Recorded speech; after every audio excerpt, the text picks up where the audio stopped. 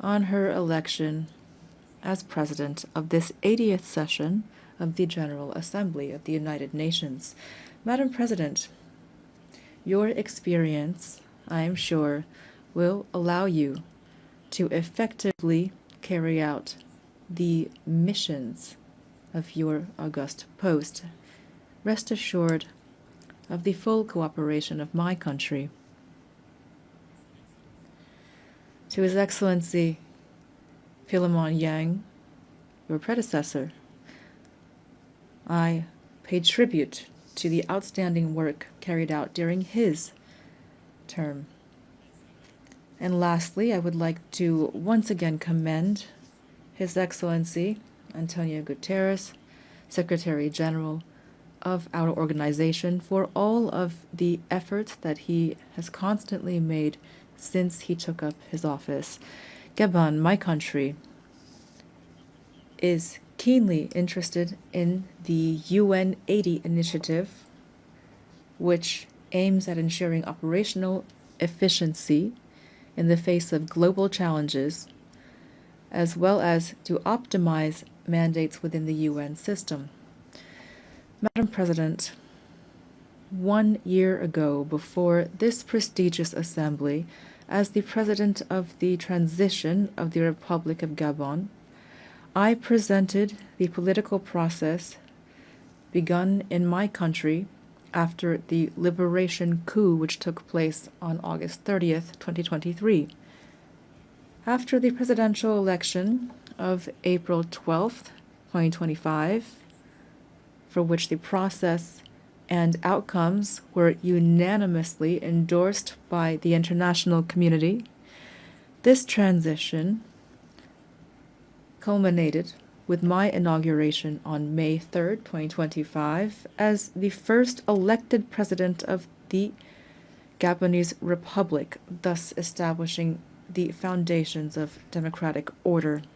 As you know, Gabon has undergone a peaceful and exemplary transition that included all of the political parties in our nation. This smooth transition led to an inclusive national dialogue and a constitutional referendum in accordance with the agreed-upon timelines, and it will continue through the holding of legislative, local, and senatorial elections that are free and transparent. To this end, the first and second round of combined legislative and local elections will take place on September 27th and October 11th, 2025. With regard to the election of senators, this will take place on November 8th, and the second round is scheduled for November 29th, 2025, with a view toward a definitive restoration of constitutional order by January 2026. We believe that this peaceful and historic process can serve as a lesson and a model in many other spheres. The people of Gabon have drawn this success from its history, its culture of peace, and its shared vision of the future. Here I would like to express, on behalf of the Gabonese people and on my own behalf, our sincere gratitude to the United Nations for its multifaceted assistance. I know that I can count on the support of the UN as we implement our National Growth and Development Plan. This plan focuses on bolstering our energy capacity, on strengthening infrastructure, developing the digital sector, and on enhancing youth employment. Ladies and gentlemen, Gabon is standing before you again with a clear message. Our country has changed.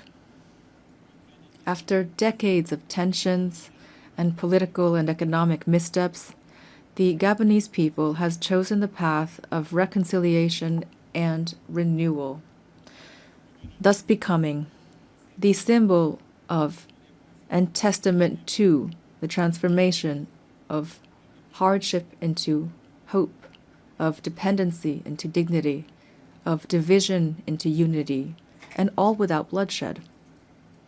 Today, Gabon is no longer a country in limbo. It has returned to stand alongside other states, upright, dignified, and ready to take up its rightful place in the community of nations. The new Gabon, the exemplary Gabon that my compatriots are calling for, also means that the state in Gabon must serve its people from now on. But our national rebirth would be futile without a change in the international order. It is no longer acceptable for African nations to remain relegated to the role of providers of raw materials for which others set the price and from which others profit.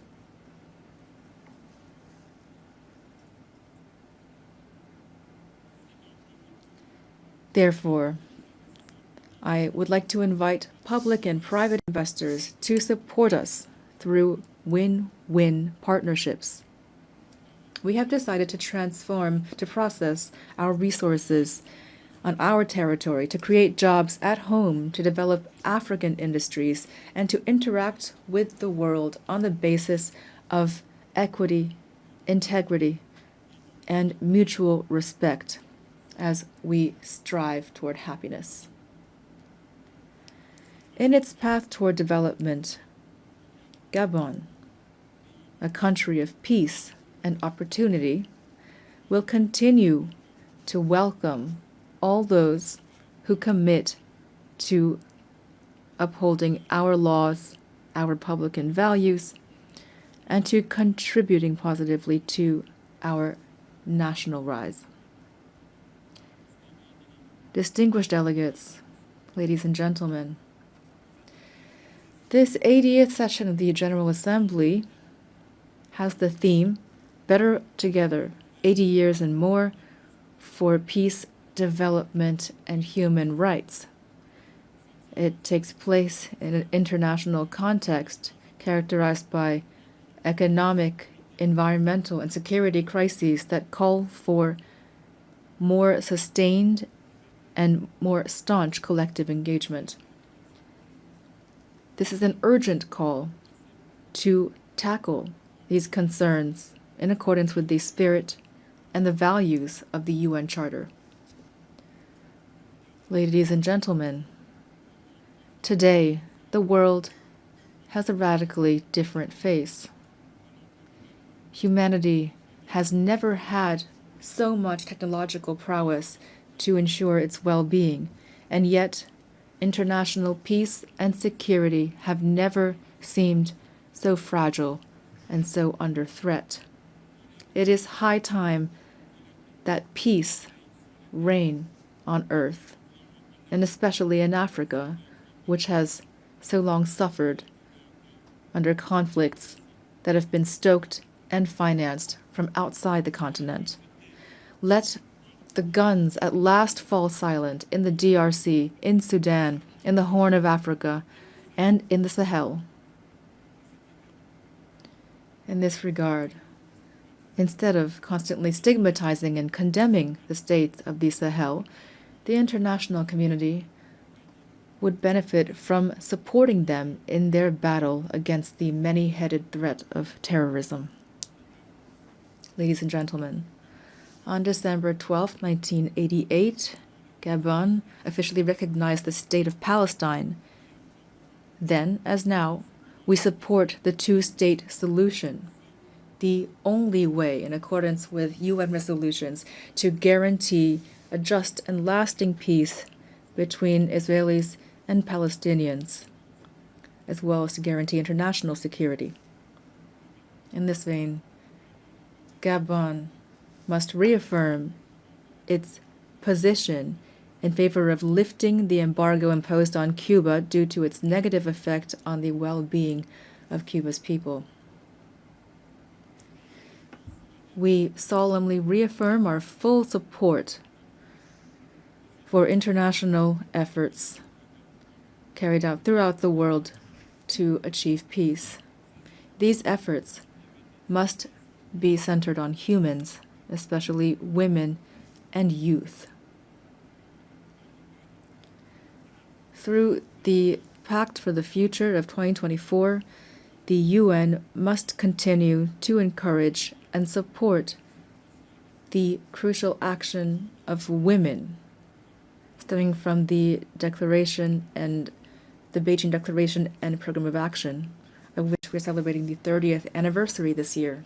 Madam President of the General Assembly, Secretary General of the United Nations, the triple planetary crisis of climate change, biodiversity loss, and pollution is an existential threat for humanity.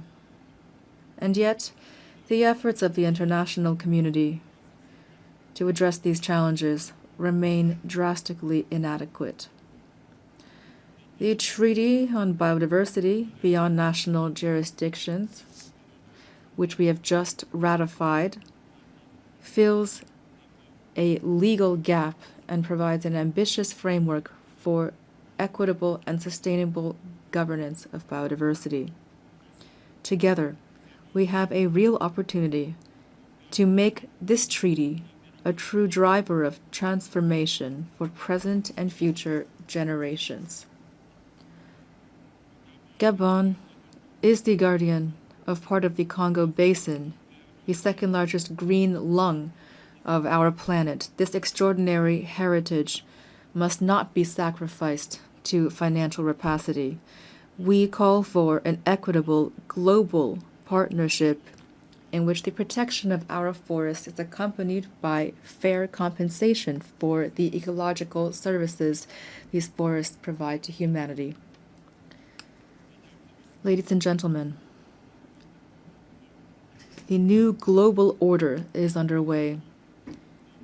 The changes taking place in our societies are inevitable and cannot be overlooked.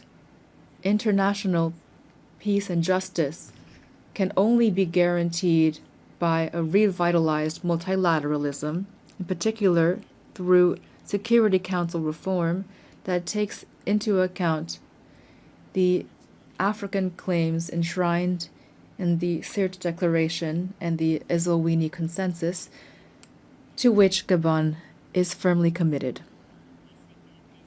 I wish every success to our work, and I wish a happy birthday to our organization. Thank you.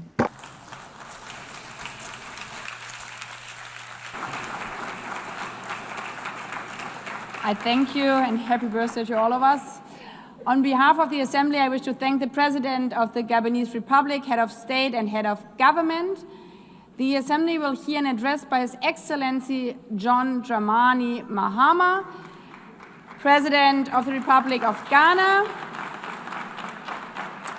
I request protocol to escort His Excellency and invite him to address the Assembly.